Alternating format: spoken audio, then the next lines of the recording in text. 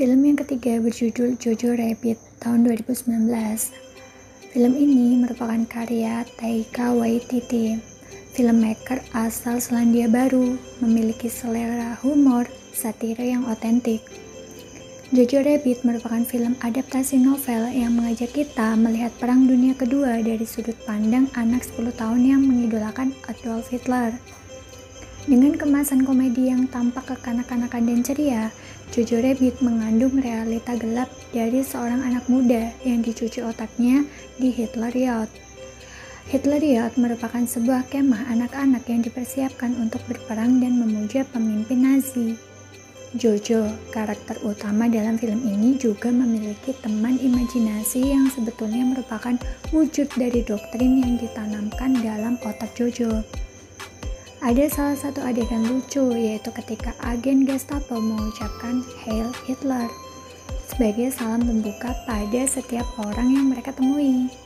Kita akan melihat adegan tersebut sebagai materi humor yang konyol, bahkan materi tersebut bukan materi yang dibuat-buat oleh Taika Waititi.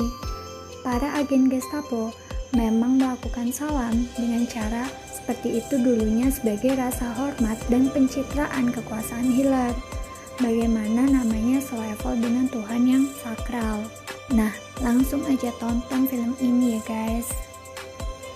Untuk menambah level komedi satire kalian. I'm the enemy. You're not a Nazi, Jojo. You're a 10-year-old kid who likes dressing up in a funny uniform and wants to be part of a club.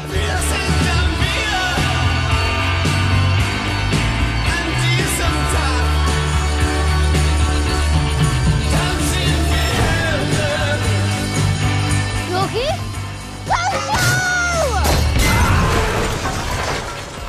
Oh God, nothing makes sense anymore. Yeah, I know, it's definitely not a good time to be a Nazi.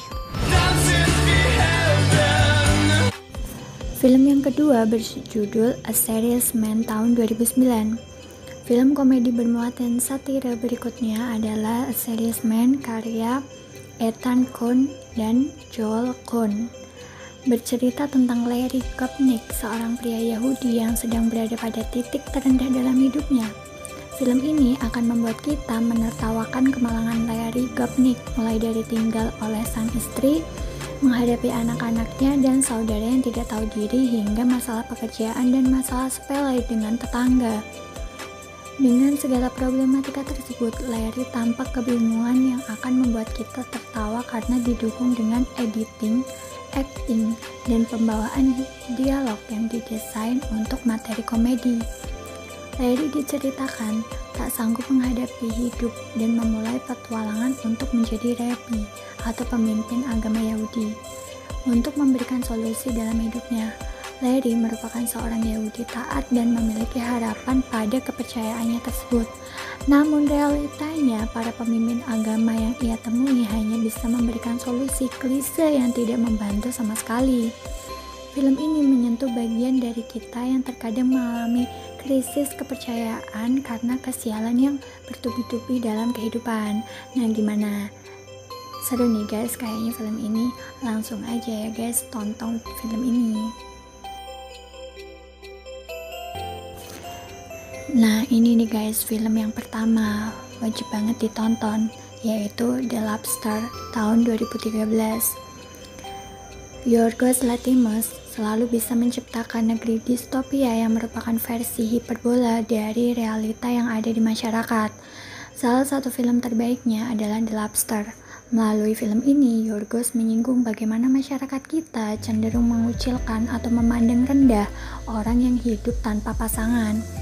Dalam The Lobster, kaum jomblo dikategorikan sebagai penderita penyakit jiwa, bahkan selevel dengan hewan jika tidak berhasil menemukan belahan jiwanya.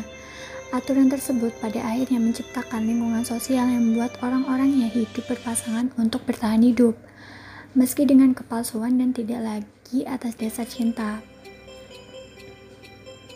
Apa kata dengan familiar?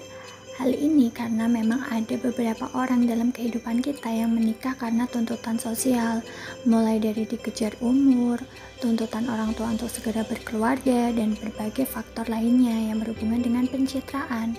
Nah, The Lobster mengeksekusi materi tersebut dengan konsep komedi satire yang mengerikan dan dilebih-lebihkan, layaknya masyarakat kita yang masih suka melebih-lebihkan masalah ketika melihat seseorang belum menikah di atas usia 30-an. Nah, langsung aja ya guys, film ini sangat recommended sekali untuk kalian. We have to be totally synchronized. 3, 2. You're like a brother to me. Oh, you're my best friend in the whole world. I don't think I'm your best friend in the whole world.